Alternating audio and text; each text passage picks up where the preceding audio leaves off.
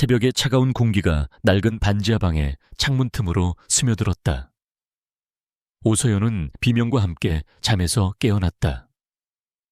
심장은 미친 듯이 뛰었고 식은땀이 등을 적셨다. 또 그 꿈이었다. 5년이 넘도록 간헐적으로 그녀를 괴롭히는 지독히도 선명한 악몽. 꿈속에서 그녀는 언제나 낯선 호텔 스위트룸의 거대한 침대 위에 누워 있었다. 창밖으로는 서울의 야경이 보석처럼 흩뿌려져 있었고 방 안에는 값비싼 와인 향과 짙은 머스크 향수 냄새가 뒤섞여 있었다. 그리고 그녀의 곁에는 한 남자가 있었다. 얼굴은 그림자에 가려 보이지 않았지만 그의 단단한 팔과 낮은 목소리, 그리고 무엇보다도 그의 넥타이를 고정하고 있던 독특한 모양의 타이 클립만은 뇌리에 박힌 듯 선명했다. 날개를 막 펼치려는 듯한 봉황의 형상. 그 눈 부분에는 아주 작은 루비가 박혀 있어 어둠 속에서도 섬뜩할 정도로 붉은 빛을 발했다. 꿈은 항상 그가 떠나는 장면에서 끝났다. 서연은 무언가 말하려 했지만 목소리가 나오지 않았고 그저 멀어져가는 그의 넓은 등을 바라볼 뿐이었다. 남자가 문을 닫고 나가는 순간 방 전체가 차갑게 식어버리는 감각과 함께 그녀는 잠에서 깨어났다. 서연은 거친 숨을 몰아쉬며 몸을 일으켰다. 옆에 나란히 누워 잠든 두 아이 하준과 하연의 얼굴을 보자 비로소 현실로 돌아온 기분이 들었다. 5살 쌍둥이 남매는 서로를 꼭 껴안은 채 새근새근 잠들어 있었다. 아이들의 고른 숨소리는 이 눅눅하고 절망적인 공간을 채우는 유일한 희망의 소리였다. 그녀는 조심스럽게 이불을 아이들의 어깨까지 끌어 덮어주고는 자리에서 일어났다. 작은 부엌 겸 거실로 나가 차가운 물 한 잔을 마셨다. 창문 너머로 보이는 것은 행인들의 발과 자동차 바퀴뿐이었다. 햇빛 한 줌 제대로 들지 않는 이 반지하 방이 그녀와 아이들의 세상이었다. 5년 전 22살의 오서연은 모든 것을 잃었다. 작은 식당을 운영하시던 부모님이 갑작스러운 사고로 돌아가시고 빚쟁이들이 몰려와 가게와 집을 모두 빼앗아갔다. 세상에 혼자 남겨졌다는 절망감에 술에 취해 거리를 헤매던 그 밤, 그녀는 꿈속의 그 남자를 만났다. 그날 밤의 기억은 조각나 있었다. 그가 왜 그녀에게 다가왔는지, 어떻게 호텔까지 가게 되었는지는 전혀 기억나지 않았다. 분명한 것은 그 하룻밤의 실수로 그녀의 인생이 송두리째 바뀌었다는 것이었다.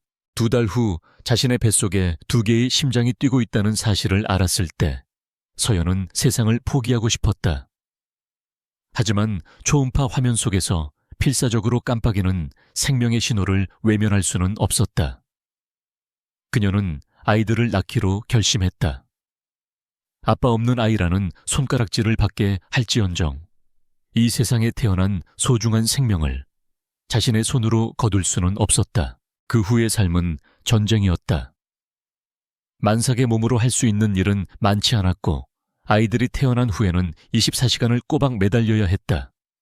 식당, 아르바이트 전단지, 배포 인형, 눈 붙이기 등 닥치는 대로 일했지만 세 식구의 입에 풀칠하기에도 벅찼다. 그럼에도 불구하고 서연은 단 한 번도 아이들 앞에서 힘든 내색을 하지 않았다. 하준과 혜우는 그녀의 삶의 이유이자 전부였다. 이 엄마, 잠결에 뒤척이던 혜은이 칭얼거리자 서연은 급히 방으로 들어갔다. 아이의 등을 토닥여주자 혜은은 금세 다시 잠이 들었다. 아이들의 천사 같은 얼굴을 내려다보던 서연의 눈에 결심이 어렸다. 그래, 이 아이들을 위해서라면 무슨 일이든 할 수 있어. 며칠 전 그녀는 기적적으로 새로운 일자리를 구했다. 대한민국 최고의 기업이라는 TK그룹 본사 사옥의 환경미화원 자리였다. 최저시급이지만 4대 보험이 보장되고 운이 좋으면 사내 어린이집에 아이들을 맡길 수도 있다는 희망이 있었다. 오늘이 첫 출근 날이었다. 같은 시각 서울의 가장 높은 곳 TK그룹 본사 펜트하우스 오피스에서 한 남자가 도시의 여명을 내려다보고 있었다. TK그룹의 총수 강태민이었다. 32살의 젊은 나이에 대한민국 재계를 움켜쥔 그는 성공의 상징과도 같은 존재였다. 완벽하게 재단된 슈트 얼음장처럼 차가운 표정, 그 누구의 접근도 허락하지 않을 듯한 아우라. 사람들은 그를 얼음의 황제라 불렀다. 하지만 화려한 겉모습 뒤에 숨겨진 그의 내면은 텅 비어 있었다. 사랑도 열정도 심지어 분노조차도 희미했다. 그의 삶은 거대한 톱니바퀴의 일부처럼 정해진 궤도를 따라 기계적으로 움직일 뿐이었다. 일찍 나오셨군요, 전무님. 묵직한 원목 문이 열리며 박선화 회장이 들어섰다. 태민의 새어머니이자 TK그룹의 실질적인 권력을 쥔 여인이었다. 우아한 트위드 투피스 차림의 그녀는 나이를 가늠할 수 없을 만큼 고혹적이었지만 그 눈빛은 언제나 서늘한 계산으로 가득 차 있었다. 태민은 돌아보지 않은 채 대답했다. 회장님이야말로 부지런하시군요. 박선화는 그의 책상 맞은편 소파에 앉으며 서류 봉투 하나를 테이블 위에 올려놓았다. 윤 의원 대과의 약혼식 날짜를 잡았습니다. 다음 달 보름이에요. 언론에는 오늘 오후에 공식 발표할 거고요. 태민의 미간이 미세하게 좁혀졌다. 그렇게 서두를 필요까지 있습니까? 필요가 있으니 서두르는 겁니다. 박선화의 목소리는 부드러웠지만 강압적이었다. TK그룹의 주가를 안정시키고 다음 분기 신사업 투자를 유치하려면 윤 의원 집안의 힘이 필요해요. 그리고 무엇보다 전무님의 사생활에 대한 쿠다라나이 소문들을 잠재워야죠. 태민은 그제야 몸을 돌려 그녀를 마주했다. 그의 검은 눈동자는 깊이를 알 수 없는 심연처럼 고요했다. 제 사생활 말입니까? 제가 불임이라는 소문 말씀이십니까? 그의 직설적인 말에 박선화의 표정이 순간 굳었지만 그녀는 곧 능숙하게 미소를 지어 보였다. 괜한 오해를 살 필요는 없지 않겠어요. 윤소희 양도 다 이해하고 하는 결혼입니다. 요즘 세상에 아이가 뭐 그리 대수인가요? 중요한 건 가문과 가문의 결합, 그리고 비즈니스죠. 태민은 입술을 비틀었다. 이해라는 단어가 역겹게 들렸다. 5년 전 그는 공식적으로 불임 판정을 받았다. 정자 무력증. 당시 병원에서는 원인을 알 수 없으며 치료 또한 불가능에 가깝다고 했다. 그날 이후 강태민이라는 남자의 삶에서 가족과 미래라는 단어는 삭제되었다. 후계자를 낳을 수 없는 총수는 반쪽짜리에 불과했다. 박선화가 이 결혼을 밀어붙이는 이유도 그것이었다. 태민을 윤소희와 결혼시켜 꼭두각시로 만든 뒤 먼 친척 중에서 똑똑한 아이를 하나 골라 양자로 입적시켜 후계자로 키울 심산이었다. 모든 것이 그녀의 거대한 계획 안에 있었다. 태민은 더 이상 반박하지 않았다. 저항해봤자 달라질 것은 없었다. 그는 이미 오래전에 포기하는 법을 배웠다. 알아서 진행하십시오. 그의 무미건조한 대답에 박선화는 만족스러운 미소를 지으며 자리에서 일어났다. 현명한 생각이에요. 그리고 오늘은 중요한 투자자 미팅이 있으니 넥타이핀 하나까지 신경 쓰도록 하세요. 아버님이 물려주신 봉황 타이클립, 그게 좋겠군요. 그룹의 전통과 힘을 상징하니까요. 박선화가 나가고 사무실에는 다시 정막이 흘렀다. 태민은 서랍을 열어 벨벳 케이스에 담긴 타이클립을 꺼냈다. 아버지가 돌아가시기 전 자신의 손에 직접 쥐어주며 이것이 너와 우리 가문을 지켜줄 것이다라고 말했던 유품이었다. 그는 봉황의 차가운 금속을 만지작거렸다. 전통 힘, 그리고 저주받은 핏줄. 이 모든 것이 그의 어깨를 짓누르고 있었다. 오서연은 동료 미화원들과 함께 유니폼으로 갈아입고 업무 교육을 받았다. TK그룹 본사 사옥은 총 50층으로 각 층마다 담당 구역이 나뉘어 있었다. 그녀가 배정받은 곳은 35층부터 40층까지의 복도와 화장실이었다. 주로 임원들이 사용하는 고층부였다. 여기는 특히 조심해야 해요. 깐깐해 보이는 조 반장이 말했다. 높은 분들 눈에 거슬리는 행동은 절대 금물이에요. 말 걸기 전에는 먼저 말하지 말고 눈도 마주치지 마세요. 우리는 그냥 투명인간이라고 생각하면 돼요. 서연은 조용히 고개를 끄덕였다. 투명인간. 어쩌면 그게 더 편할지도 몰랐다. 청소 카트를 끌고 38층에 도착했을 때 그녀는 눈앞에 펼쳐진 광경에 잠시 숨을 멈췄다. 바닥은 온통 번쩍이는 대리석이었고 벽에는 유명 작가들의 그림이 걸려 있었다. 드라마에서나 보던 재벌들의 사무실이 바로 이런 곳일까? 모든 것이 비현실적으로 느껴졌다. 그녀는 묵묵히 자신의 일을 시작했다. 복도를 쓸고 닦고 화장실에 물기 하나 없이 관리했다. 힘든 일이었지만 하준과 하연의 얼굴을 떠올리면 피곤함도 잊을 수 있었다. 점심시간이 되자 그녀는 동료들과 함께 지하에 있는 직원 휴게실로 향했다. 다른 직원들이 구내식당에서 식사를 하는 동안 서연은 구석에 앉아 집에서 싸온 작은 도시락을 열었다. 김치볶음밥과 계란말이. 아이들이 먹다 남은 반찬이었지만 꿀맛이었다. 그때 휴게실 TV에서 TK그룹에 대한 뉴스가 흘러나왔다. TK그룹의 강태민 전무와 유성건설 윤소희 양의 약혼이 오늘 공식 발표되었습니다. 두 사람의 결합으로 재계와 정계의 강력한 동맹이 화면에 클로즈업된 강태민의 사진을 본 순간 서연은 저도 모르게 숟가락을 떨어뜨렸다. 쨍그랑 하는 소리와 함께 휴게실의 모든 시선이 그녀에게 쏠렸다. 하지만 서연은 아무것도 느낄 수 없었다.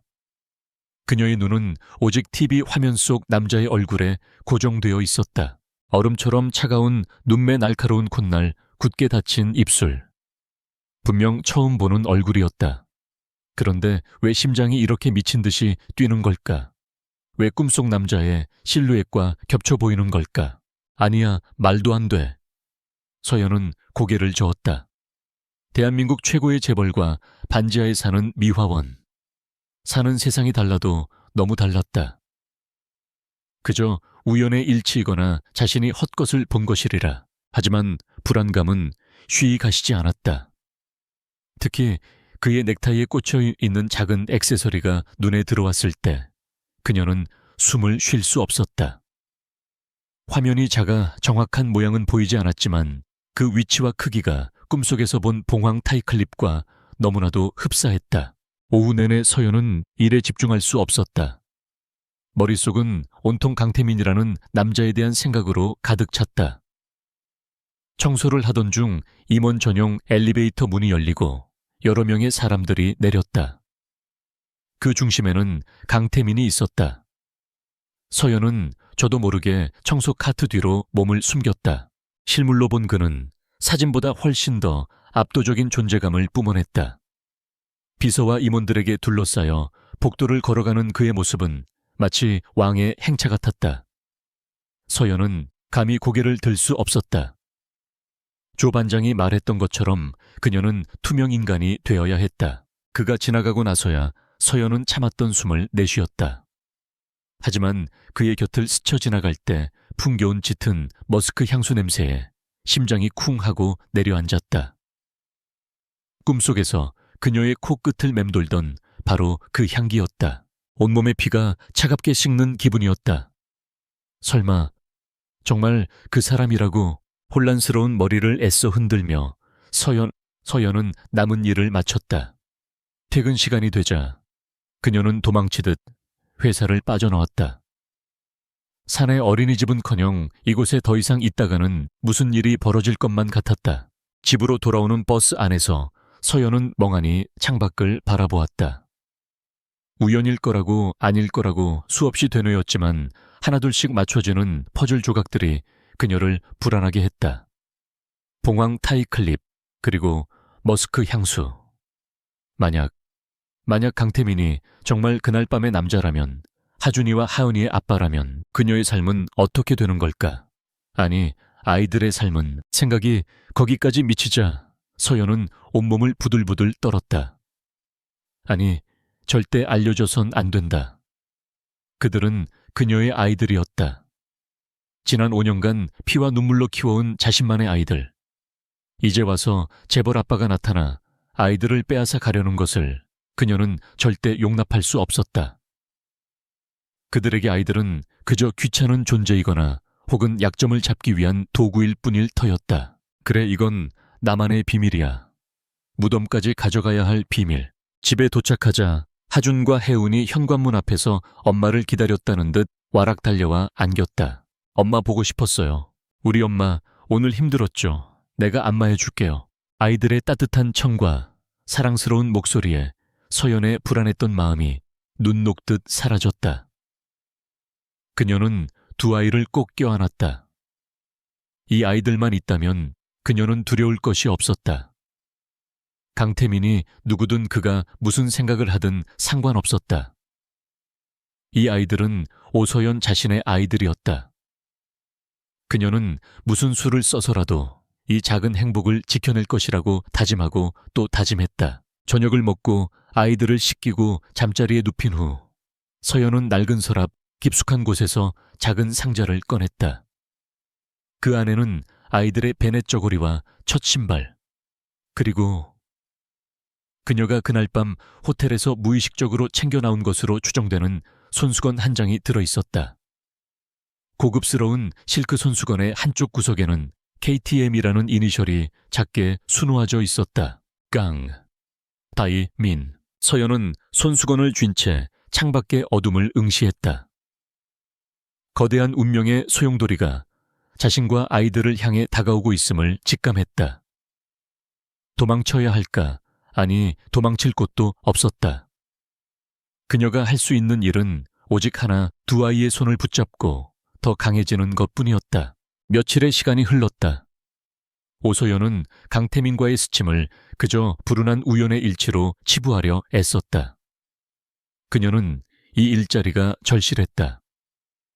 아이들을 위해서, 그리고 위태로운 생계를 위해서라도 감정에 휘둘릴 여유는 없었다. 그녀는 조 반장의 충고대로 투명인간이 되기로 마음먹었다. 눈에 띄지 않고 누구의 기억에도 남지 않으며 그저 묵묵히 자신의 그림자만을 끌고 다니는 존재. 그녀의 하루는 기계적으로 반복되었다. 새벽에 일어나 아이들의 아침을 챙겨 먹이고 허름한 동네 어린이집에 맡긴 뒤 버스를 2번 갈아타고 TK그룹의 거대한 빌딩으로 향했다. 빌딩의 화려한 로비와 반짝이는 대리석 복도를 마주할 때마다 그녀는 여전히 다른 세상에 와 있는 듯한 위화감을 느꼈다. 그녀는 엘리베이터를 타고 38층으로 올라가 청소 카트를 밀고 다니며 아무도 신경 쓰지 않는 구석의 먼지를 닦아냈다. 그녀의 유일한 낙은 아무도 없는 비상계단에 숨어 아이들의 사진을 들여다보는 짧은 순간뿐이었다. 그러던 어느 금요일 오후 운명은 그녀의 소박한 바람을 비웃기라도 하듯 다시 한번 그녀와 강태민을 마주치게 했다. 그날따라 고층부에서 중요한 이사회가 열렸고 퇴근 시간이 되자 임원 전용 엘리베이터 홀은 평소보다 훨씬 붐볐다. 서연은 마지막 구역의 청소를 마치고 지하의 직원 탈의실로 가기 위해 엘리베이터를 기다리고 있었다. 그녀의 손에는 낡은 에코백이 들려 있었다. 주말에 아이들과 함께 그림이라도 그리려고 월급날을 기념해 문구점에서 산 크레파스와 스케치북, 그리고 작은 자동차 장난감 2개가 들어있었다. 그때였다. 잠시 비키겠습니다 하는 소리와 함께 바쁘게 움직이던 한 직원이 서연의 어깨를 강하게 치고 지나갔다. 균형을 잃은 그녀가 휘청거리는 순간 손에 들고 있던 에코백이 바닥으로 떨어졌다. 와르르, 가방 안에 있던 물건들이 요란한 소리를 내며 사방으로 흩어졌다. 빨갛고 노란 크레파스 몇 개가 대굴대굴 굴러갔고 스케치북은 힘없이 펼쳐졌으며 작은 자동차 장난감은 대리석 바닥 위를 미끄러졌다. 순간 홀에 있던 모든 사람들의 시선이 그녀에게 쏠렸다. 몇몇은 짜증 섞인 표정으로 혀를 찾고 대부분은 그저 무시한 채 자신들의 갈 길을 갔다. 서연의 얼굴이 새빨갛게 달아올랐다. 그녀는 죄인처럼 황급히 몸을 숙여 흩어진 물건들을 주워 담기 시작했다. 바로 그 순간 묵직하고 값비싼 구두 한 켤레가 그녀의 시야에 들어왔다. 서연은 차마 고개를 들지 못했다. 구두의 주인은 잠시 그 자리에 멈춰 서서 그녀를 내려다보는 듯. 됐다. 태민 씨, 뭐해요? 늦겠어요. 저런 건 알아서 치우게 둬요. 날카롭고 교만한 목소리. 윤소희였다. 그녀는 팔짱을 낀 채 경멸이 가득한 눈으로 서연을 훑어보았다. 그녀에게 바닥에 엎드린 미화원은 길가에 벌레만도 못한 존재였다. 서연은 몸을 더욱 움츠렸다. 제발 그냥 지나가 주기를, 이 굴욕적인 순간이 빨리 끝나기만을 간절히 바랐다. 하지만 그녀의 바람과 달리 구두의 주인은 움직이지 않았다. 잠시 후 서연은 믿을 수 없는 광경을 목격했다. 대한민국 재계의 황태자 TK그룹의 총수 강태민이 그녀의 눈앞에서 무릎을 굽히고 있었다. 주변의 모든 공기가 얼어붙는 듯 했다. 비서진도 다른 임원들도 심지어 윤소희조차도 눈을 동그랗게 뜨고 그를 바라보았다. 강태민은 아무 말 없이 바닥에 흩어진 크레파스를 하나씩 줍기 시작했다. 그의 길고 하얀 손가락이 알록달록한 크레파스를 집어드는 모습은 지독히도 비현실적이었다. 서연은 숨 쉬는 것조차 잊었다. 그녀는 멍하니 그의 모습을 바라보다가 그와 동시에 저만치 굴러간 파란색 크레파스로 손을 뻗었다. 그때 그들의 손이 스쳤다. 아주 짧은 순간이었지만 서연은 온몸에 전기가 흐르는 듯한 충격을 느꼈다. 그녀는 화들짝 놀라며 손을 떼었고 반사적으로 고개를 들었다. 그리고 그의 눈과 마주쳤다. 깊이를 알 수 없는 검은 눈동자. 그 안에는 어떤 감정도 담겨 있지 않은 듯했지만 이상하게도 서연은 그 눈빛을 피할 수 없었다. 강태민의 미간이 아주 미세하게 좁혀졌다. 기시감. 분명 처음 보는 얼굴인데 겁에 질린 채 자신을 올려다보는 저 커다란 눈동자가 이상하게 낯설지 않았다. 그리고 그녀에게서 풍겨오는 희미한 향기. 값비싼 향수가 아닌 갓 세탁한 옷에서 나는 비누 냄새와 아이들에게서 날법한 부드러운 파우더 향이 섞인 소박하고 따뜻한 냄새였다. 기억 저편의 무언가를 건드리는 듯한 감각에 그는 잠시 혼란스러워졌다. 강태민 씨, 윤소희의 짜증 섞인 목소리가 두 사람 사이의 기묘한 정적을 깨뜨렸다. 태민은 그제야 정신을 차린 듯 마지막 크레파스를 주어 서연의 에코백에 넣어주었다. 조심하시죠. 그는 아무런 감정 없는 목소리로 한마디를 던지고는 자리에서 일어났다. 그리고는 아무 일도 없었다는 듯 뒤도 돌아보지 않고 엘리베이터에 올라탔다. 닫히는 엘리베이터 문 너머로 윤소희가 여전히 분이 풀리지 않는 표정으로 그에게 무언가 쏘아붙이는 모습이 보였다. 엘리베이터 문이 완전히 닫히고 나서야 서연은 자신이 숨을 참고 있었다는 것을 깨달았다. 그녀는 가쁜 숨을 몰아쉬며 겨우 몸을 일으켰다. 심장이 금방이라도 터져버릴 것처럼 격렬하게 뛰고 있었다. 방금 스쳤던 그의 손에 감촉 귓가를 맴도는 그의 낮은 목소리가 그녀의 모든 신경을 마비시키는 것 같았다. 역시 맞아. 더 이상 부정할 수 없었다. 그날 밤의 남자는 강태민이 틀림없었다. 공포가 해일처럼 그녀를 덮쳐왔다. 서연은 남은 물건들을 되는 대로 쓸어담아 품에 안고는 도망치듯 그 자리를 떠났다. 한편 엘리베이터 안의 공기는 얼음장처럼 차가웠다. 대체 무슨 생각이에요? 사람들 보는 앞에서 고작 청소부 하나 때문에 무릎까지 꿇다니. 태민 씨 체면이 뭐가 돼요? 윤소희가 날카롭게 쏘아붙였지만 태민은 아무 대답도 하지 않았다. 그는 창에 비친 자신의 얼굴을 무표정하게 바라볼 뿐이었다. 그의 머릿속은 온통 아까 그 여자에 대한 생각으로 가득 차 있었다. 겁에 질린 눈동자 희미한 비누 향기, 그리고 손끝에 남은 아주 잠깐의 부드러운 감촉.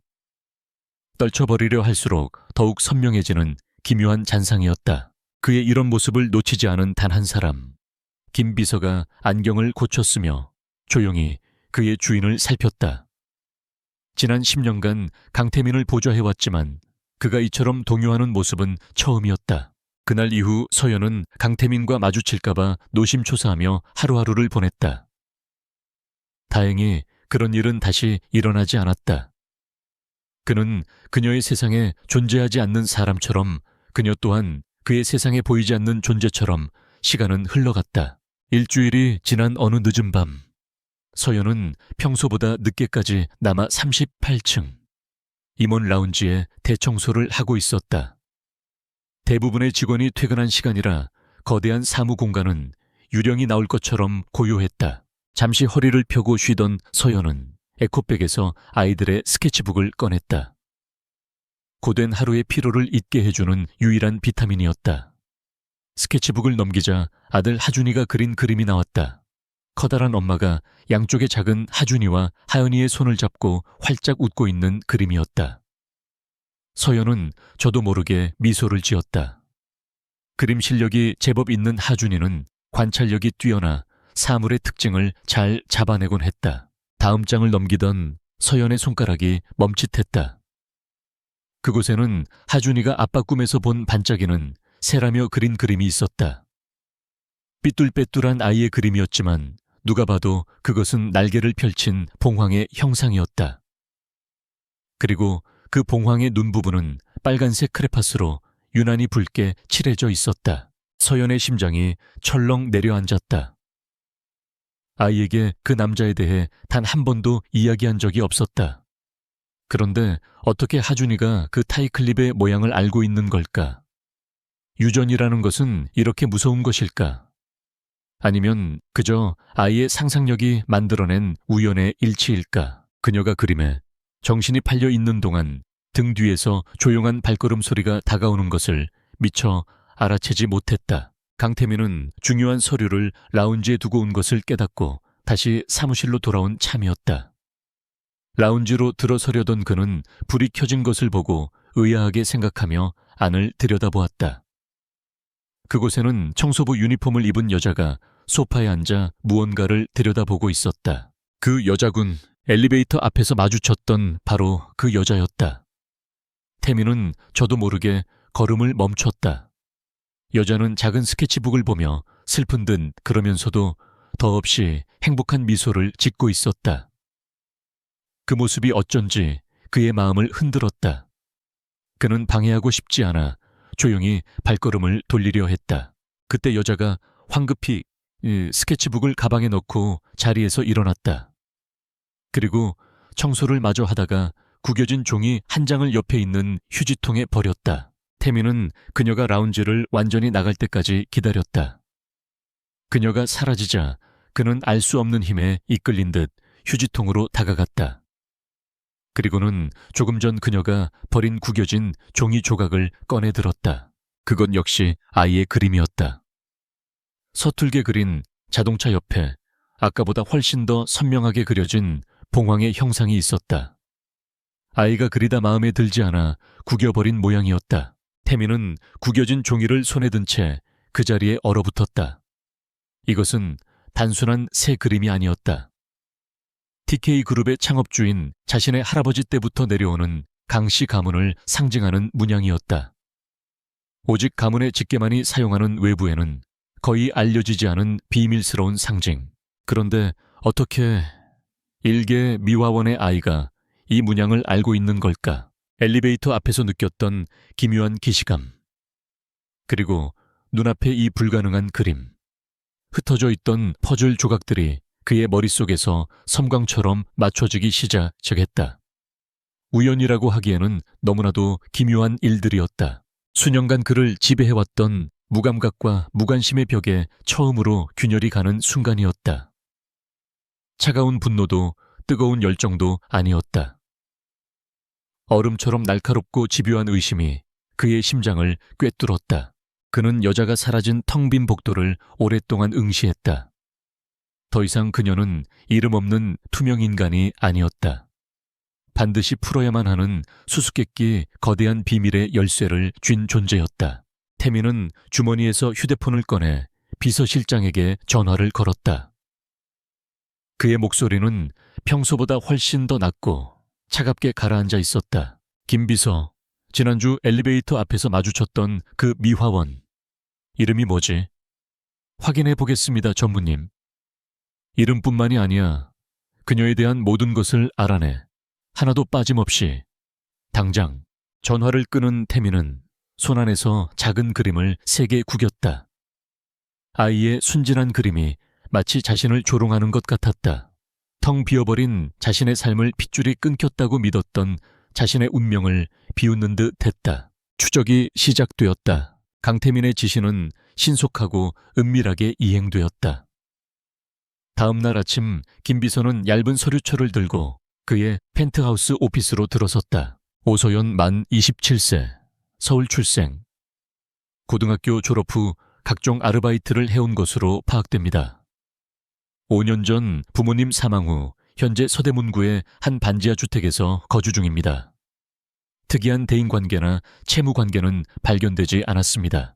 김 비서의 보고는 담담했지만 서류철의 마지막 장에 첨부된 한 장의 서류가 강태민의 시선을 붙들었다. 가족관계 증명서였다. 오소연이라는 이름 아래 자, 지와 마여가 어주어 누어로 등재된 두 아이의 이름이 선명하게 적혀 있었다. 오하준, 난 오하은, 누. 생년월일 5년 전 11월 10일. 관계모 무 부후도의 이름은 공란이었다. 태민의 심장이 차갑게 내려앉았다.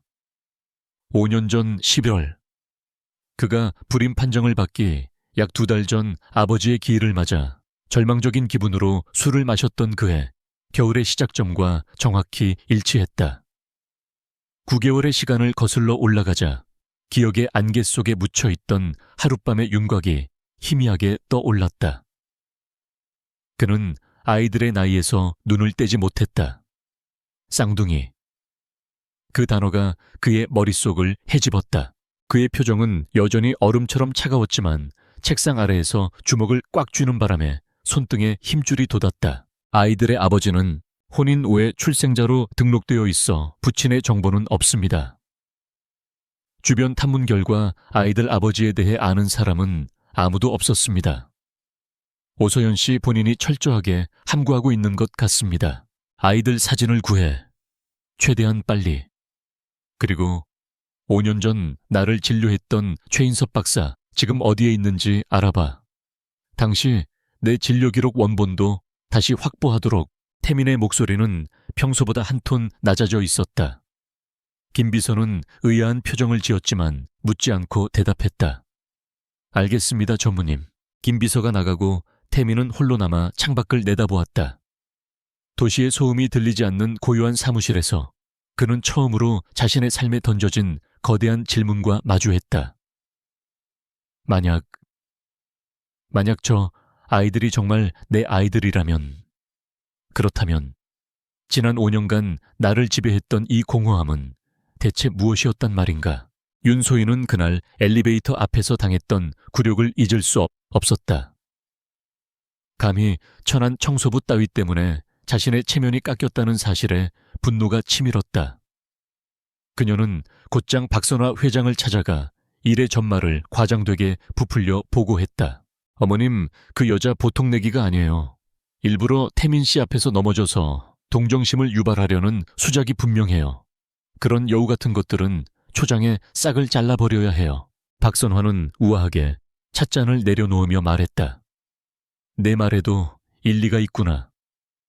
태민이답지 않게 행동한 것도 마음에 걸리고 별것 아닌 존재가 우리의 계획에 흠집을 내게 둘 수는 없지.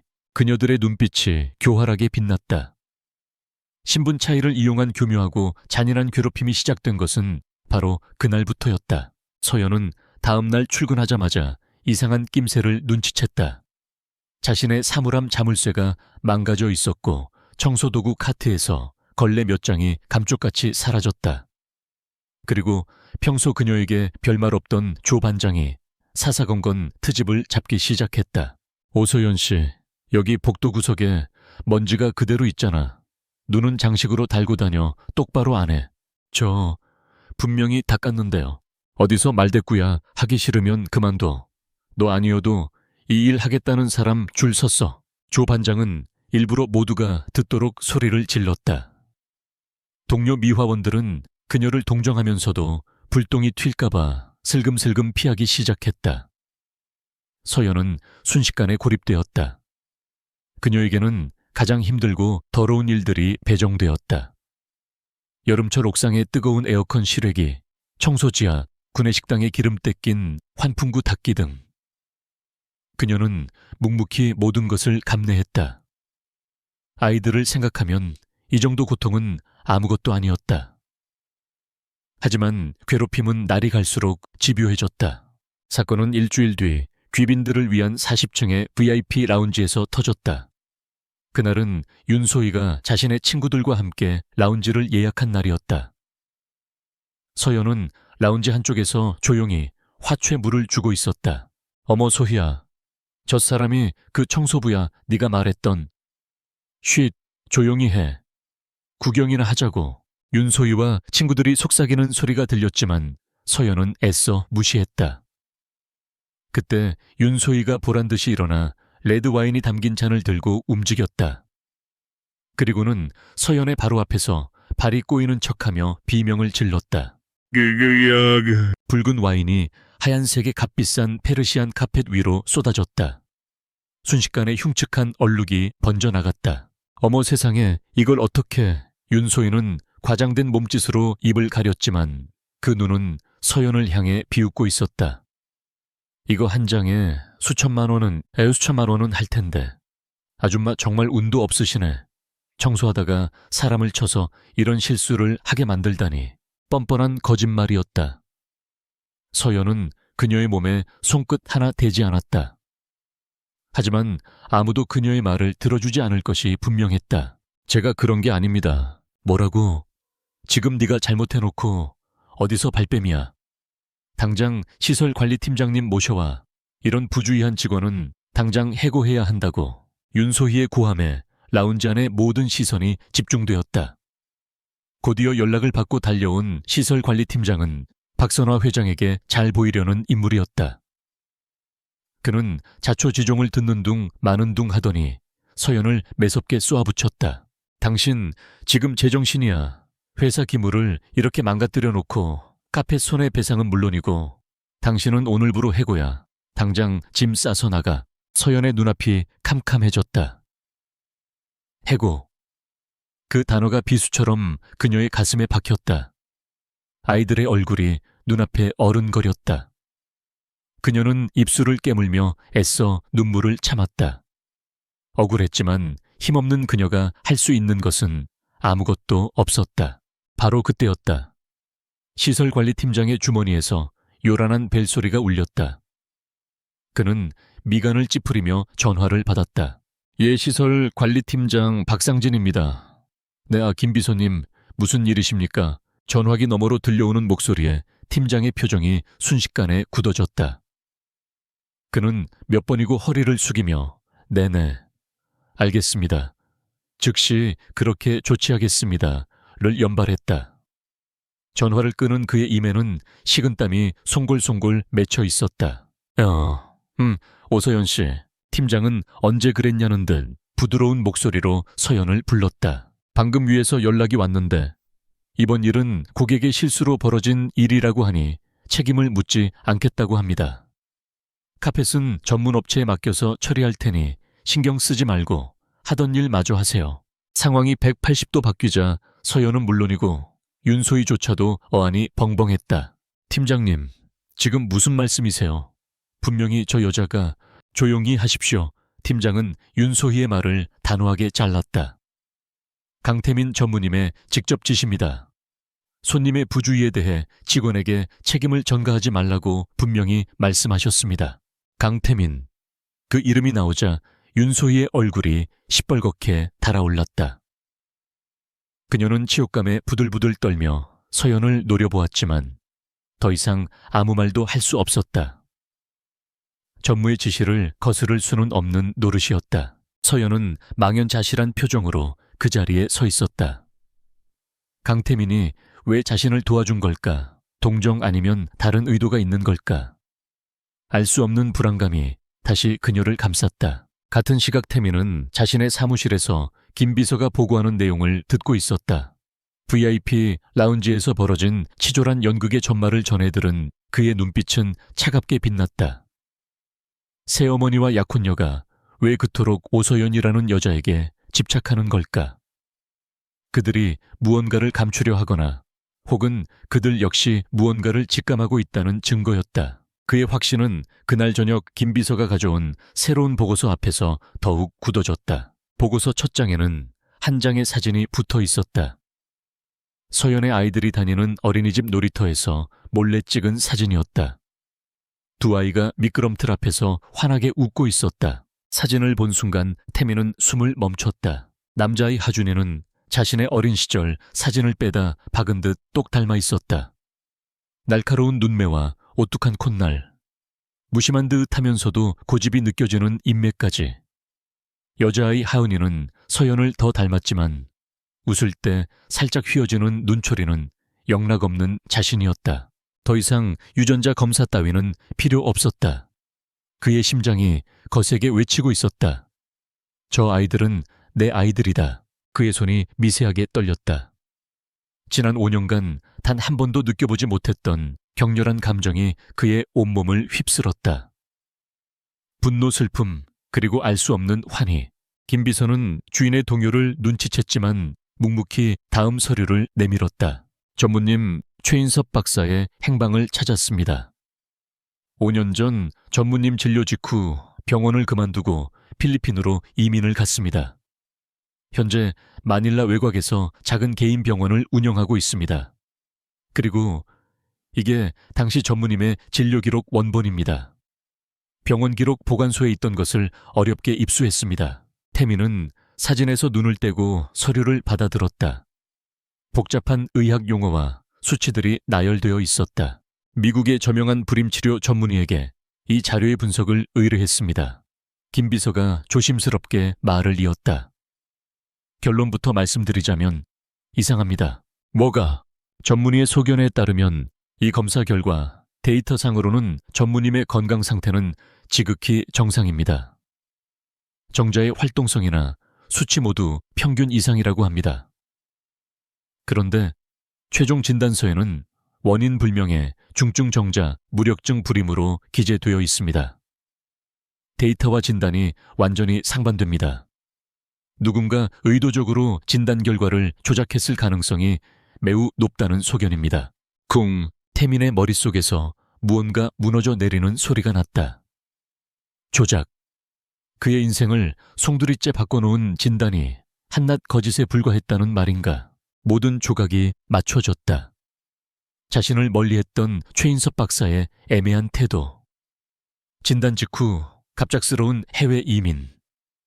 그리고 그 진단을 근거로 후계자는 필요 없다며 정략 결혼을 밀어붙이던 새어머니 박선화. 그녀의 거대한 계획이 섬뜩할 정도로 선명하게 보였다.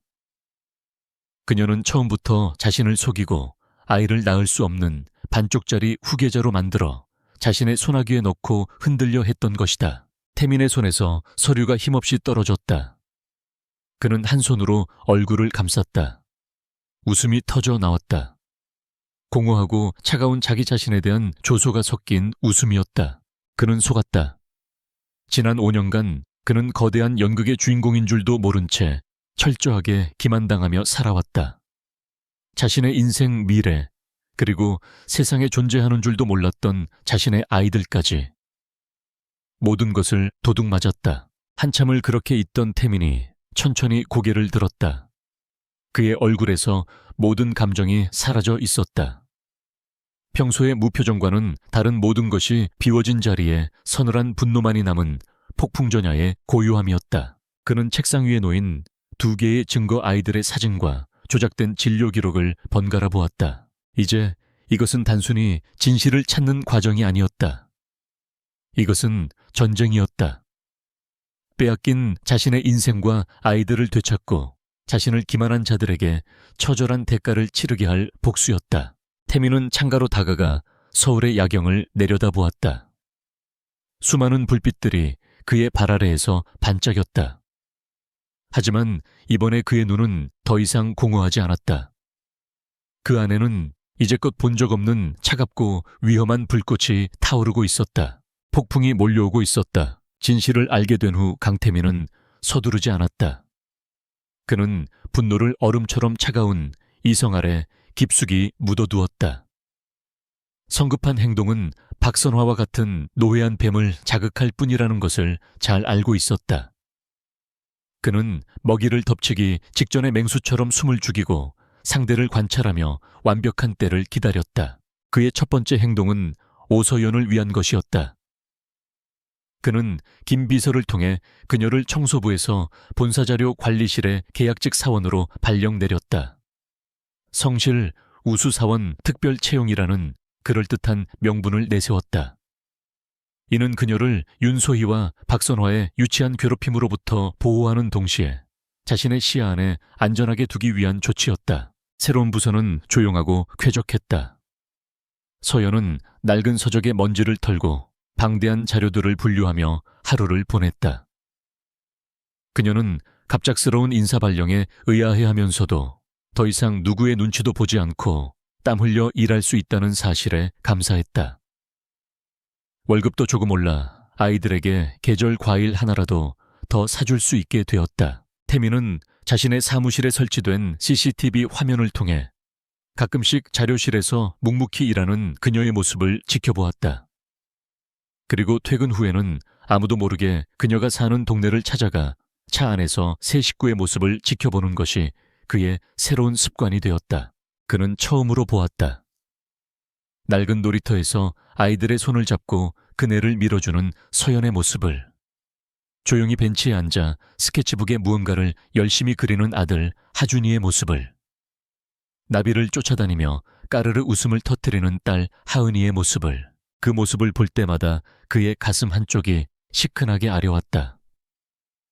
저 아이들의 웃음소리, 작은 손짓 엄마를 부르는 목소리, 자신이 지난 5년간 놓쳐버린 아버지로서의 시간들이었다. 잃어버린 세월에 대한 깊은 상실감과 이제라도 모든 것을 되찾고 싶다는 강렬한 열망, 그리고 그들을 지켜주고 싶다는 생전 처음 느껴보는 뜨거운 보호 본능이 그의 안에서 소용돌이쳤다.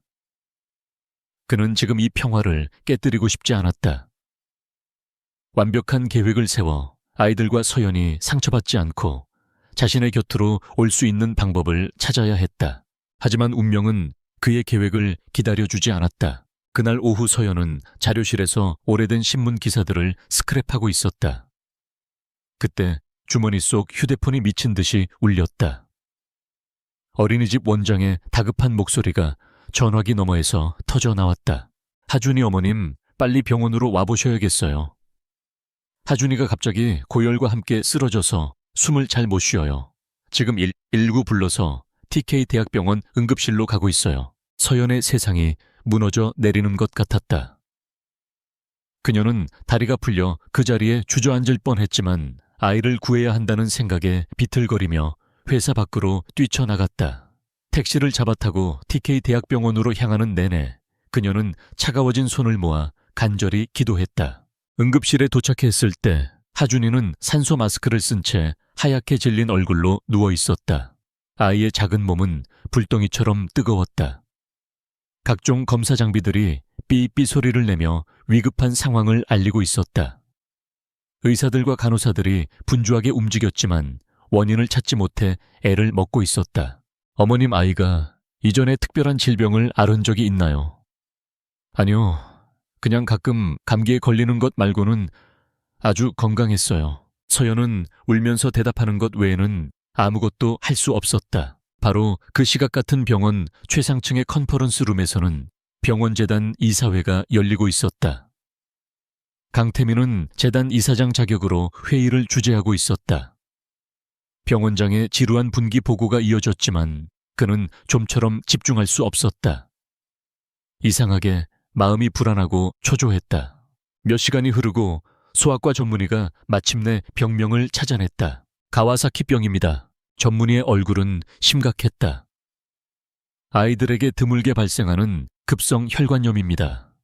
문제는 하준이의 경우 증상이 아주 심각해서 심장 동맥에 거대한 동맥류까지 생겼습니다. 지금 당장 면역글로 불린 주사 치료를 시작해야 합니다. 치료가 시작되었지만 하준이의 상태는 나아지지 않았다.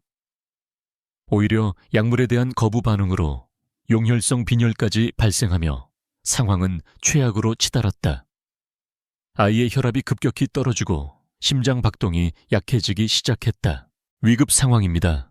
당장 수혈을 해야 합니다. 하지만 더 큰 절망이 서연을 기다리고 있었다. 병원 혈액은행의 확인 결과 하준이의 혈액형은 RH, AB형으로 재고가 바닥난 상태였다. 긴급 헌혈을 요청했지만 희귀 혈액형을 당장 구하는 것은 하늘의 별 따기였다. 서연은 응급실 복도에 주저앉아 오열했다. 자신의 무력함의 가난 때문에 아이에게 아무것도 해줄 수 없는 현실에 가슴이 찢어지는 것 같았다. 제발 누가 우리 하준이 좀 살려주세요. 한편 이사회를 마친 강태민은 김 비서와 함께 VIP 전용 복도를 걷고 있었다. 그때 소아응급 병동 쪽에서 들려오는 소란스러움에 그의 발걸음이 멈췄다. 날카로운 직감이 그의 등골을 스쳤다. 그는 자신도 모르게 소리가 나는 곳으로 향했다. 그곳에는 의사의 바짓가랑이를 붙잡고 애원하는 오서연의 모습이 있었다. 그녀의 절규하는 모습을 본 순간 태민의 심장이 쿵 하고 떨어졌다. 그가 다가가자 그를 알아본 병원장이 황급히 나은피 달려왔다. 무쇠운 일입니까? 태민의 목소리는 낮고 차분했지만 그 안에는 폭풍과 같은 긴장감이 서려 있었다. 병원장은 쩔쩔매며 상황을 설명했다. 위급한 아이 희귀 혈액형, 그리고 절망적인 상황. 아비형. 혈액이 급하게 필요합니다. 지금 전국 혈액관에 연락을 취하고는 있지만 시간이. 그 순간 태민의 옆에 서 있던 김 비서의 눈이 커졌다. 그는 누구보다 자신의 상사에 대해 잘 알고 있었다. 그는 태민의 곁으로 다가가 다른 사람은 들을 수 없는 작은 목소리로 속삭였다. 전무님의 혈액형입니다. 정적이 흘렀다. 태민은 하얗게 질린 채 울고 있는 서연과 유리창 너머로 사경을 헤매는 작은 아이를 번갈아 보았다. 망설일 필요도 생각할 시간도 없었다. 이것은 운명이었다. 내가 하겠습니다. 태민의 단호한 한마디에 주변의 모든 소음이 멎었다. 서연은 눈물로 흐려진 눈을 들어 그를 바라보았다. 충격과 혼란, 그리고 한 줄기 희망이 뒤섞인 눈빛이었다. 이 차갑고 높은 남자가 왜 자신과 자신의 아이를 내 피를 검사하고 바로 수혈을 준비하도록 하세요. 당장. 의료진은 잠시 당황했지만 병원의 가장 큰 후원자이자 실질적인 주인의 명령에 즉시 움직이기 시작했다. 혈액검사가 진행되는 동안 복되는 숨막히는 침묵이 흘렀다. 서연은 초조하게 손톱을 물어뜯었고 태민은 그런 그녀의 곁을 조각상처럼 굳건히 지켰다. 그의 존재는 서연에게 기묘한 위안과 동시에 설명할 수 없는 두려움을 안겨주었다. 잠시 후 검사 결과가 나왔다. 완벽하게 일치했다. 태민은 한치의 망설임도 없이 팔을 걷고 헌혈 침대에 누웠다. 그의 붉은 피가 차가운 수액줄을 타고 유리창 너머의 작은 생명에게로 흘러 들어갔다. 수혈은 성공적이었다. 기적처럼 하준이의 혈압이 안정되기 시작했고 위험한 고비를 넘겼다. 몇 시간의 사투 끝에 아이를 살려낸 소아과 전문의 박 교수는 땀을 닦으며 태민에게 다가와 깊이 허리를 숙였다. 정말 감사합니다, 이사장님. 이사장님 덕분에 한 생명을 살렸습니다. 정말 기적 같은 일입니다. 안도의 한숨을 내쉰 박 교수는 긴장이 풀린 듯 무심코 한마디를 덧붙였다. 그런데 정말 신기하네요. 혈액형만 같은 게 아니라 아이가 이사장님을 어찌나 쏙 빼닮았는지. 제가 모르는 사람이었다면 부자지간이라고 해도 믿겠습니다. 정말 신기할 정도로 닮았네요. 박 교수의 순수한 감탄의 말은 병원 복도의 공기 속에 폭탄처럼 떨어졌다. 그 말을 듣는 순간 서연의 얼굴에서 셔츠에 핏기가 모두 사라졌다. 그녀의 가장 깊은 곳에 숨겨두었던 비밀이 대낮에 벌거벗겨진 듯. 단 끔찍한 기분이었다. 주변에 있던 의사들과 간호사들이 호기심 어린 눈으로 그녀와 태민을 번갈아 쳐다보기 시작했다. 태민의 시선이 서연에게로 향했다. 그의 눈빛은 그 어떤 말보다도 더 많은 것을 묻고 있었다. 더 이상 의심이 아니었다. 그의 눈은 확신에 차 있었다. 그는 지금 그녀가 절대 대답할 수 없는 진실을 요구하고 있었다. 이제 이 비밀은 더 이상 그와 그녀 둘만의 것이 아니었다. 박 교수의 순진한 한마디는 의심의 씨앗을 공기 중에 흩뿌려 버렸다. 태민에게 이것은 마지막 확인 사살과도 같았다. DNA 검사 따위는 이제 무의미했다. 그는 방금 자신의 아들의 목숨을 구했다. 이제 남은 것은 그 아이를 되찾는 일뿐이었다. 팽팽한 긴장감이 감도는 병원 복도에서 두 사람은 아무 말 없이 서로를 마주 볼 뿐이었다.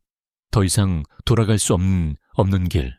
운명의 강을 건너버린 두 사람의 대치가 시작되고 있었다. 병원 복도에서의 숨막히는 대치 이후 강태민은 아무 말 없이 돌아섰다. 그는 김 비서에게 하준이를 위한 최고급 VIP 병실을 마련하고 오서연이 필요한 모든 것을 지원하라고 지시했을 뿐 그녀에게는 단 한마디도 건네지 않았다. 그의 침묵은 그 어떤 말보다도 더 무겁고 두렵게 서연의 마음을 짓눌렀다. 태민이 병원을 나와 가장 먼저 향한 곳은 그의 사무실이 아니었다. 그가 오랫동안 후원해온 국내 최고의 보안을 자랑하는 사설 유전자 감식 연구소였다. 그는 병원에서 혈액 적합성 검사를 위해 채취했던 자신의 혈액 샘플을 이용했다. 그리고 김 비서를 통해 TK 대학병원에 있는 믿을 만한 간호사에게 비밀리에 지시를 내려 하준이의 혈액 샘플을 추가로 확보하게 했다. 그에게는 확신이 있었지만 다가올 전쟁에서 승리하기 위해서는 누구도 반박할 수 없는 무기가 필요했다. 법정에서도 효력을 발휘할 수 있는 명백하고 과학적인 증거. 연구소장은 그의 서슬 퍼런 모습에 군말 없이 의뢰를 받아들였고 가장 신속한 절차를 통해 사흘 후에 결과를 알려주겠다고 약속했다. 병원 생활에 조금도 익숙해질 수 없었다. 하준이가 배정받은 VIP 병실은 웬만한 호텔 스위트룸보다 더 넓고 호화로웠다. 전담 간호사가 24시간 대기했고 최고급 유기농 식단이 제공되었다. 서연은 이 모든 것이 비현실적이고 불편했다. 마치 금으로 만든 새 장 안에 갇힌 기분이었다. 하준이는 기적적으로 빠르게 회복했다.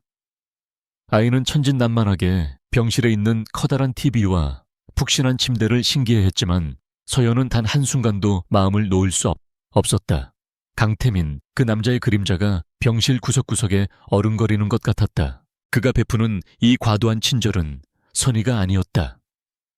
그것은 거대한 맹수가 먹잇감을 완전히 포획하기 전에 벌이는 계산된 행동이라는 것을 그녀는 본능적으로 알 수 있었다. 그는 이미 모든 것을 알고 있었다. 박 교수의 말은 그의 마음에 마지막 쐐기를 박았을 터였다. 그는 무엇을 원하는 걸까? 아이들을 빼앗아 가려는 걸까? 그 생각만 하면 심장이 얼어붙는 것 같았다.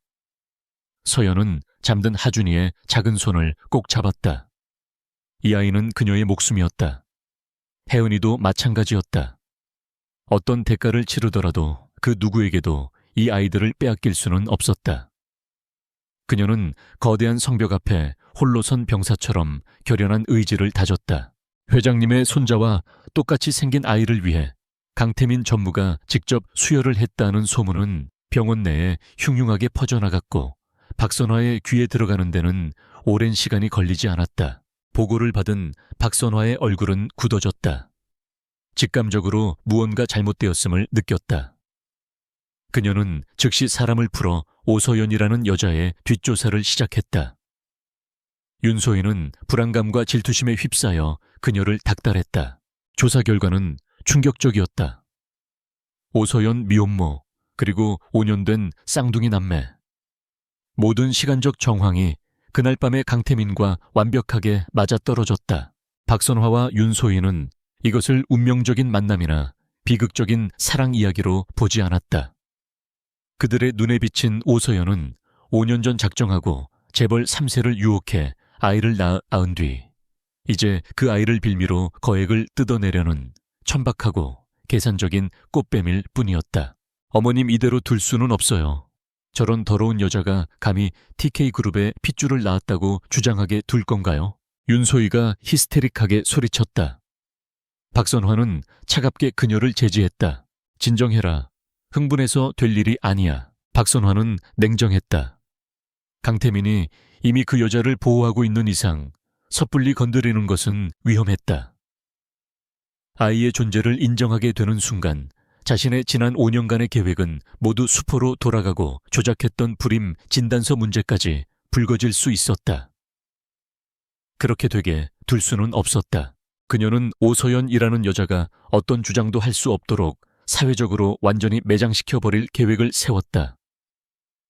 재력과 언론을 이용한 잔인하고 비열한 음모였다. 며칠 후 두 사람은 한적한 한정식집의 밀실에서 만났다. 박선화는 심부름 센터를 통해 고용한 한 남자와 돈이라면 무슨 기사든 쓰는 타블로이드 신문사 기자를 앞에 앉혔다. 계획은 이렇습니다. 박선화의 목소리는 뱀처럼 차가웠다. 우선 당신 심부름 센터 직원은 아이들의 버려진 친부 행세를 할 겁니다.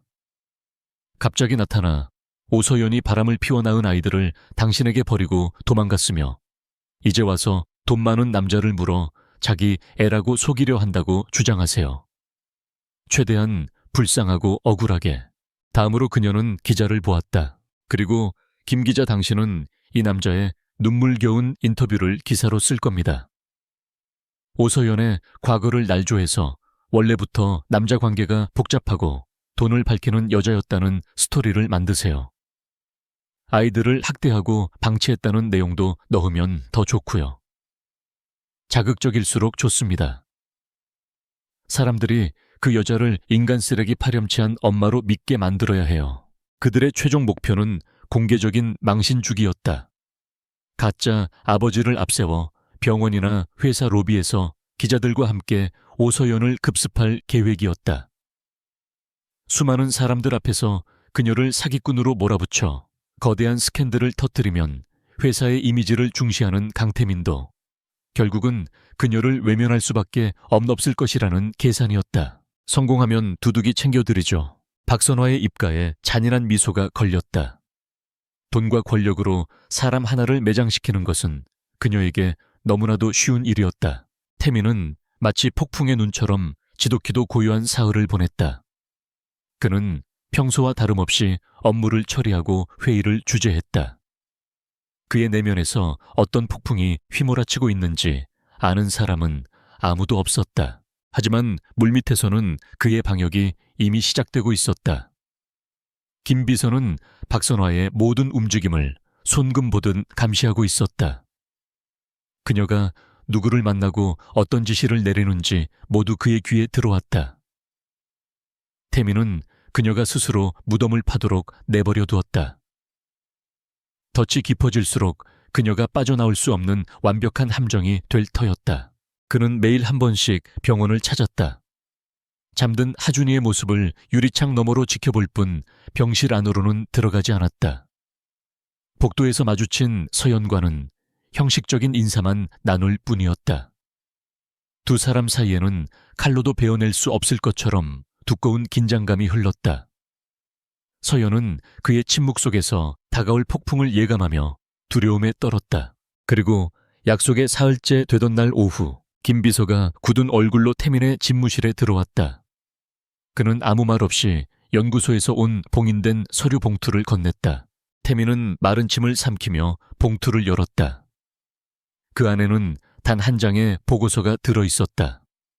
복잡한 유전자 배열 데이터 아래 마지막 결론 부분이 굵은 글씨로 적혀 있었다. 친자 관계 확률 99.999%. 그는 이미 알고 있었다. 하지만 과학이 증명하는 냉정한 활자를 마주하는 것은 또 다른 차원의 충격이었다. 이 종이 한 장은 이제 그의 선전포고문이자 다가올 전쟁의 명분이었다. 그는 보고서를 천천히 접어 자신의 슈트 안주머니에 넣었다. 바로 그 순간이었다. 김 비서의 휴대폰이 짧게 진동했다. 그는 잠시 통화를 하더니 창백해진 얼굴로 태민에게 보고했다. 전무님, 방금 병원 로비에 박선화 회장님과 윤소희 씨가 도착했습니다. 기자들을 대동하고 있습니다. 그리고 처음 보는 남자가 오서연 씨의 아이 아빠라고 주장하며 소란을 피우고 있다고 합니다. 예상했던 시나리오였다. 태민은 보고서 위를 덮고 있던 손을 들어 올렸다. 그의 눈에는 그 어떤 온기도 남아있지 않았다. 오직 차갑게 빛나는 복수심만이 자리하고 있었다. 시작됐군. 그의 목소리는 위험할 정도로 고요했다. 그는 천천히 자리에서 일어났다. 흐트러짐 없는 동작으로 슈트에 매무새를 가다듬었다. 가지.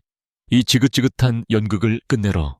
집무실을 나서는 그의 모습은 자신의 왕국과 왕위를 되찾기 위해 전쟁터로 향하는 왕과 같았다. TK 대학병원 1층 로비는 거대한 폭풍의 눈이었다. 수십 명의 기자들이 터뜨리는 카메라 플래시가 쉴 새 없이 터져나왔고 그 중심에는 겁에 질린 오서연이 서 있었다. 그녀는 영문도 모른 채 병실에서 내려왔다가 이 아수라장의 한가운데에 던져졌다. 그녀의 한 손에는 겁에 질려 엄마의 옷자락을 꼭 붙잡은 딸, 혜은이의 작은 손이 쥐어져 있었다. 그들 앞에는 꽤 죄죄한 행색의 남자가 무릎을 꿇고 거짓 눈물을 흘리고 있었다. 박선화가 고용한 가짜 아버지였다. 남자는 서연을 향해 떨리는 손가락을 뻗으며 절규했다. 저 여자가 바로 제 아이들의 엄마입니다. 저를 배신하고 아이들까지 버리고 도망가더니 이제 와서 돈 많은 남자를 꼬여내 제 아이들을 재벌의 자식이라고 속이려 하고 있습니다. 아메사마에 그의 외침은 신호탄이었다. 기자들이 하이에나처럼 서연에게 달려들었다. 사실입니까, 오서연 씨? 강태민 전무와는 어떤 관계입니까? 아이들을 이용해서 돈을 뜯어내려 한 겁니까? 서연은 사방에서 쏟아지는 질문과 터져나오는 플래시 세례에 정신을 차릴 수 없었다. 호시원다. 그녀는 하얗게 질린 얼굴로 아무 말도 하지 못한 채 그저 겁에 질린 혜은이를 자신의 품으로 끌어안을 뿐이었다. 바로 그때 박선화가 슬픔과 위험을 가장한 얼굴로 기자들 앞에 나섰다. 정말 유감스러운 일이 아닐 수 없습니다. 그녀의 목소리는 로비 전체에 울려 퍼질 만큼 계산된 슬픔을 담고 있었다. 저희 TK그룹과 제 아들 태민이는 저 여자의 사기극에 휘말린 피해자입니다.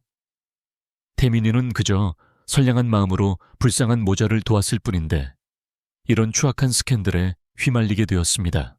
그녀의 옆에 서 있던 윤소희도 손수건으로 눈가를 찍어내며 흐느꼈다. 저는 태민 씨를 믿었어요. 어떻게 저런 여자가 저희 가족에게 이런 짓을 할 수 있죠? 두 사람은 완벽한 피해자를 연기했다. 대중이 보기에 오서연은 천하의 파렴치한 사기꾼이었고 그들은 고결하지만 속수무책으로 당한 상류층이었다. 서연은 완벽한 함정에 빠져 그 어떤 반박도 할 수 없는 상황이었다. 모든 것이 그들의 계획대로 흘러가는 순간이었다. 정말 대단한 연극이군. 얼음처럼 차가운 목소리가 군중의 소음을 갈랐다. 로비에 있던 모든 사람들의 시선이 소리가 난 곳으로 향했다. 기자들 사이로 길이 열리며 강태민이 김비서와 함께 안으로 들어서고 있었다. 그의 등장만으로 아수라장 같던 로비의 공기가 순식간에 얼어붙었다. 그의 존재감은 좌중을 압도했다. 모든 카메라의 렌즈가 이제 그를 향했다. 태민은 새어머니와 약혼녀에게는 눈길조차 주지 않았다. 그는 곧장 서연에게로 걸어갔다. 그리고는 겁에 질려 떠는 작은 아이 혜은이의 앞에 조용히 무릎을 굽혔다. 세상 그 누구도 본 적 없는 부드러운 눈빛으로 그는 아이를 안심시켰다. 괜찮아. 무서워하지 않아도 돼, 아가. 그의 다정한 목소리에 혜은이의 울음이 조금씩 잦아들었다. 태민은 천천히 자리에서 일어서며 서연과 하은이의 어깨를 감싸 안았다. 마치 세상의 모든 비난으로부터 그들을 지키려는 듯한 견고한 방패처럼 그는 기자들을 정면으로 마주했다. 그리고 자신의 슈트 안주머니에서 서류 한 장을 꺼내 들었다. 특종을 원한다고 했나? 여기 당신들의 헤드라인이 될 기사거리가 있다. 그는 모든 카메라가 볼 수 있도록 서류를 높이 들어 보였다. 이것은 유전자 감식 결과 보고서다. 여기에는 오하준, 오하윤 두 아이가 나의 친자일 확률이 99.9999%라고 명시되어 있다. 저들은 버려진 아이도 사생아도 아니다. 바로 나 강태민의 아이들이자 TK그룹의 유일한 상속자들이다. 그의 선언은 로비 전체에 핵폭탄처럼 터져 나갔다. 기자들은 경악했고 로비는 아수라장이 되었다. 박선화와 윤소희의 얼굴은 잿빛으로 변했다. 가짜 아버지는 슬그머니 도망치려 했지만 태민이 미리 배치해둔 보안 요원들에게 길이 막혔다. 태민의 얼음 같은 시선이 그의 새어머니에게로 향했다. 하지만 모두들 궁금하겠지. 그의 목소리는 이제 로비 전체를 지배했다. 어떻게 이런 일이 가능할까? 5년 전 강태민은 분명 불임 판정을 받았는데 말이야. 그는 의미심장한 질문을 던지고는 잠시 말을 멈췄다. 긴장감이 극에 달했다. 그거 참 좋은 질문이야. 나 역시 스스로에게 계속 묻고 있던 질문이었거든. 그는 완전히 박선화를 향해 몸을 돌렸다. 그렇지 않습니까? 박선화 회장님. 혹시 회장님께서 설명해 주실 수 있겠습니까? 아니면 오늘 아침 내가 필리핀에서 직접 모셔온 최인섭 박사에게 물어볼까요? 최인섭 박사. 그 이름이 나오자 박선화의 얼굴에서 모든 핏기가 사라졌다. 그녀는 믿을 수 없다는 듯 뒷걸음질 쳤다. 태민은 독이 서린 목소리로 말을 이었다. 당신은 지난 5년간 내가 망가진 인간이라고 믿게 만들었어. 내 의료 기록을 조작해서 내 인생을 통제하고 사랑 없는 정략 결혼을 강요하고 종국에는 내 회사까지 빼앗으려 했지. 당신은 단순히 거짓말을 한 게 아니야. 당신은 내 미래와 내 아이들의 존재 자체를 훔치려 한 거다. 그의 말이 끝나자마자 김 비서가 앞으로 나서 준비해온 서류 뭉치를 기자들에게 배포했다. 여기 조작된 진료 기록의 증거와 최인섭 박사에게 송금된 거액의 자금 내역, 그리고 저 남자 가짜 아버지가 박선화 회장님이 고용한 흥신소와 맺은 계약서 사본입니다. 모든 것이 끝났다. 몇 년 만에 터진 대한민국 최대의 재벌가 스캔들에 기자들의 눈이 뒤집혔다. 그들의 카메라는 이제 서연이 아닌 무너져 내리는 박선화를 향했다. 아니야, 그건 모함이야. 박선화가 비명을 질렀지만 명백한 증거 앞에서 그녀의 발악은 공허한 메아리에 불과했다. 그녀는 증오가 가득한 눈으로 태민을 노려보다가 결국 다리에 힘이 풀려 그 자리에 쓰러졌다. 자신의 미래가 한순간에 증발해버린 것을 깨달은 윤소희는 혼자 살기 위해 박선화를 손가락질하며 악을 썼다. 저는 아무것도 몰라요. 다 저 여자가 시킨 일이란 말이에요. 로비는 순식간에 아비규환이 되었다. 의료진이 쓰러진 박선화에게 달려가고 보안 요원들이 발버둥치는 가짜 아버지와 윤소희를 끌어냈다. 기자들은 태민에게 질문을 퍼부어댔다. 하지만 폭풍의 한가운데 아주 작은 평화의 섬이 있었다. 태민은 자신의 과거가 만들어낸 잔해에 등을 돌린 채 여전히 서연과 하연이의 곁을 지키고 서 있었다. 그는 김 비서에게 눈짓으로 기자들을 맡게 한 뒤 서연을 바라보았다. 충격과 공포, 그리고 아주 작은 안도감이 뒤섞인 눈물을 흘리고 있는 그녀였다. 이제 다 끝났어. 오직 그녀에게만 들릴 만큼 다정한 목소리였다. 올라가자. 우리 아들에게로. 더 이상 그는 냉정한 CEO가 아니었다. 그는 이제 아버지였다. 가장 극적인 방식으로 그는 방금 자신의 가족을 되찾았다. 전쟁은 끝났다. 이제 남은 것은 이 폐허 위에서 새로운 삶을 재건하는 고되고 지난한 과정뿐이었다. 병원 로비에서의 폭풍이 지나간 다음 날, 대한민국은 TK그룹의 스캔들로 발칵 뒤집혔다. 주가는 폭락했고 언론은 온종일 강태민과 박선화, 그리고 오서연과 두 아이에 대한 기사를 쏟아냈다. 세상은 온통 혼돈이었지만 하준이의 VIP 병실안은 폭풍의 눈처럼 고요했다. 강태민은 밤새 병실을 떠나지 않았다. 그는 소파에 앉아 잠든 두 아이와 그 곁을 지키는 서연의 모습을 지켜보았다. 한 공간 안에 있었지만 그와 서연 사이에는 여전히 보이지 않는 거대한 벽이 존재했다. 더 이상 총수와 직원이 아닌 두 아이로 엮인 낯선 두 남녀일 뿐이었다. 어색하고 무거운 침묵 속에서 새로운 관계의 실타래가 조심스럽게 풀리기 시작하고 있었다. 날이 밝자 태민은 회사가 부르는 전장으로 돌아가야 했다. 그가 가장 먼저 한 일은 긴급 이사회를 소집하는 것이었다. 박선화의 부재로 술렁이는 이사들 앞에서 그는 한치의 흔들림도 없는 모습으로 회의를 주재했다. 그는 단순히 개인적인 복수를 하는데 그치지 않았다. 그는 지난 몇 달간 김 비서를 통해 비밀리에 수집해온 박선화의 모든 경영 비리 증거 자료를 이사회에 공개했다. 횡령 배임, 불법 자금 조성, 그녀가 TK그룹을 자신의 왕국으로 만들기 위해 저질렀던 모든 범죄들이 만천에 드러났다. 이사들은 경악했다.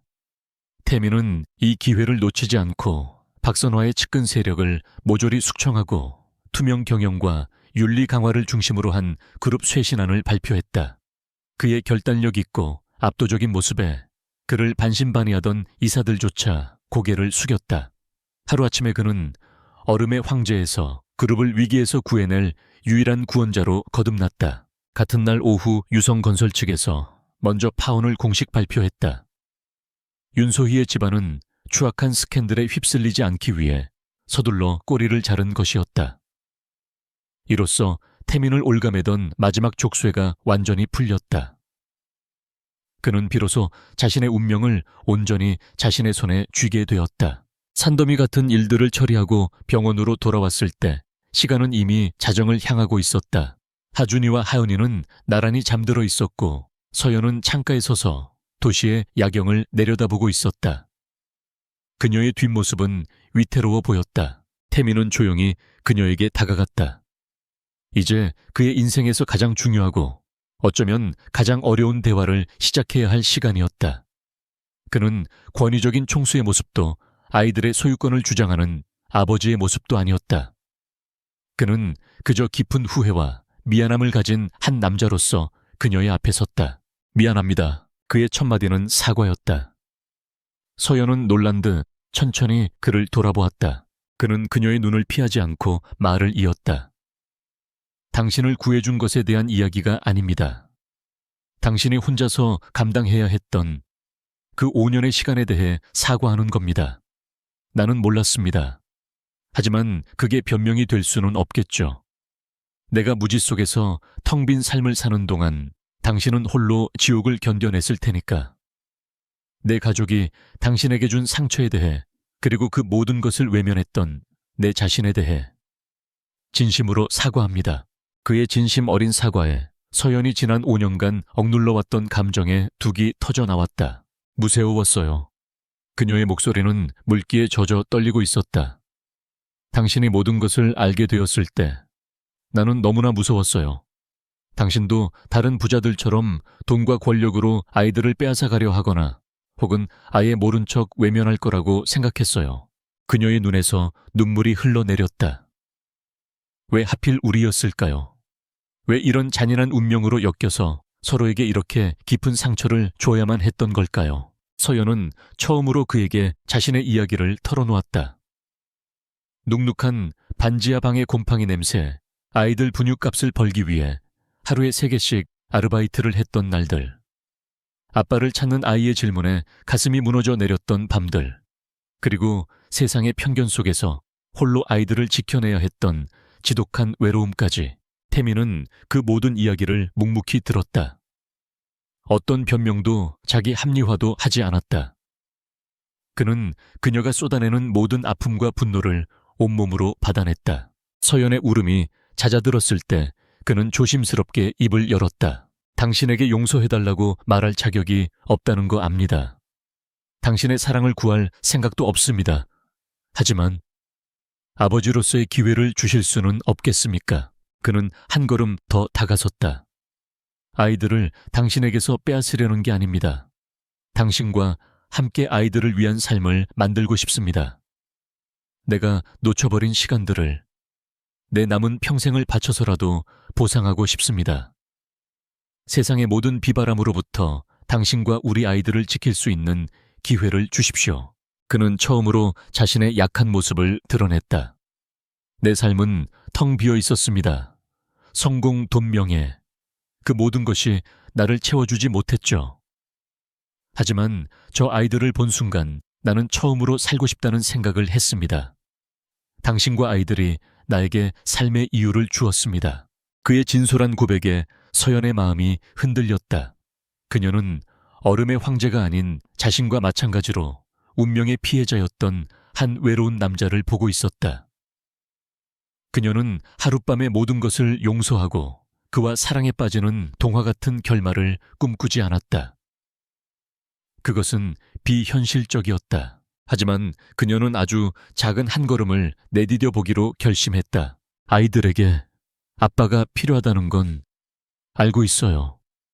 그녀는 눈물을 닦으며 말했다. 당신이 아이들의 아빠라는 사실을 이제는 외면할 수 없겠죠? 없겠죠. 아이들을 위해서 당신을 알아갈 시간이 필요해요. 우리에게는 시간이 필요한 그것은 위태롭지만 희망이 담긴 시작이었다. 몇 주가 흘렀다. 하준이는 건강하게 퇴원했고 세상을 떠들썩하게 했던 스캔들도 조금씩 사람들의 기억 속에서 옅어져 갔다. 박선화는 모든 직위에서 박탈당하고 경영 일선에서 완전히 물러났으며 태민은 그녀와의 법적인 관계 또한 정리했다. 어느 화창한 가을날 태민과 서연은 두 아이를 데리고 한적한 공원을 찾았다. 태민은 딱딱한 슈트 대신 부드러운 스웨터와 청바지 차림이었다. 그는 더 이상 TK그룹의 총수가 아닌 그저 한 아이의 아버지로서 혜은이가 탄 그네를 힘껏 밀어주고 있었다. 혜은이의 웃음소리가 청명한 가을 하늘에 울려 퍼졌다. 서연은 벤치에 앉아 스케치북에 열중하고 있는 하준이의 모습을 흐뭇하게 바라보고 있었다. 잠시 후 하준이가 다 그렸다며 스케치북을 그녀에게 불쑥 내밀었다. 그림 속에는 4명의 사람이 손을 잡고 있었다. 커다랗고 노란 햇님이 그들을 보며 활짝 웃고 있었다. 언제나 검은 그림자로 그려졌던 아빠의 자리에 이제는 강태민의 얼굴이 선명하게 그려져 있었다. 그때 그네 밀기를 마친 태민이 다가와 서연의 옆에 조용히 앉았다. 그는 아무 말 없이 하준이의 그림을 함께 들여다보았다. 거창한 대화는 없었다. 그저 평화롭고 따스한 순간이 그들 사이에 흘렀다. 태민은 조심스럽게 손을 뻗어 벤치 위에 놓인 서연의 손을 살며시 감쌌다. 서연은 놀랐지만 그의 손을 뿌리치지 않았다. 따스한 오후의 햇살이 네 사람을 부드럽게 감싸고 있었다. 혼돈은 지나갔다. 미래는 여전히 불확실했지만 그들의 앞에는 처음으로 사랑과 온기 그리고 완전한 가족이라는 희망이 놓여 있었다. 폐허 속에서 그들은 그렇게 서로의 손을 잡고 새로운 삶을 향한 첫걸음을 내딛고 있었다.